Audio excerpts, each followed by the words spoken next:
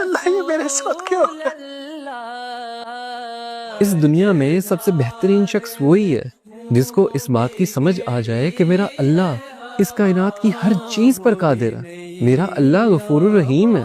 جس انسان کو یہ سمجھ آ گئی وہ انسان اس دنیا اور آخرت میں کامیاب ہے۔ ایک دفعہ آپ صلی اللہ علیہ وسلم کی محفل میں ایک بدو آ گیا۔ اس زمانے میں بدو ان لوگوں کو کہا جاتا تھا جو جاہل تھے۔ جب وہ شخص آپ صلی اللہ علیہ وسلم کی محفل میں آیا تو اس نے پوچھا کہ آپ صلی اللہ علیہ وسلم آخرت میں حساب کتاب کون کرے گا؟ تو آپ صلی اللہ علیہ وسلم نے فرمایا کہ آخرت میں تو حساب کتاب اللہ کریں گے۔ تو اس بدو نے دوبارہ پوچھا کہ اللہ کریں گے حساب کتاب؟ آپ صلی اللہ علیہ وسلم نے فرمایا ہاں اللہ کریں گے۔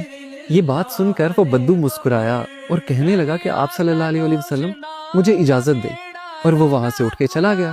اب کچھ صحابہ جو اس محفل میں بیٹھے ہوئے تھے ان کو اس بات کی سمجھ نہیں آئی۔ وہ اٹھے اور انہوں نے اس بدو کا پیچھا کیا اور اس سے جا کے پوچھا تم آپ صلی اللہ علیہ وسلم کی محفل میں آئے ہو، تم نے سوال کیا ہے کہ آخرت میں حساب کتاب کون کرے گا؟ آپ صلی اللہ علیہ وسلم نے تمہیں جواب دیا کہ اللہ کریں گے، تم مسکرا کے اٹھ کے کیوں آ گئے؟ تو اس بدو نے مسکراہٹ سے کہا کہ اگر اللہ تعالیٰ نے آخرت میں حساب کتاب کرنا ہے تو اللہ تعالیٰ تو بڑا غفور الرحیم ہے، وہ تو مجھ سے میری ماں سے زیادہ پیار کرتا ہے۔ کیا اب میری ماں مجھے جہنم کی آگ میں جلا سکتی ہے؟ جب میری ماں نہیں جلا سکتی تو وہ رحیم و کریم میرا مالک میرا اللہ مجھے کیسے جہنم کی آگ میں پھینک سکتا ہے؟ تو وہ صحابہ آئے آپ صلی اللہ علیہ وسلم کے پاس اور بولا کہ آپ صلی اللہ علیہ وسلم اس طرح ہم اس بدو کے پیچھے گئے تھے، اس نے یہ بات کی ہے کہ اللہ تو بڑا رحیم ہے۔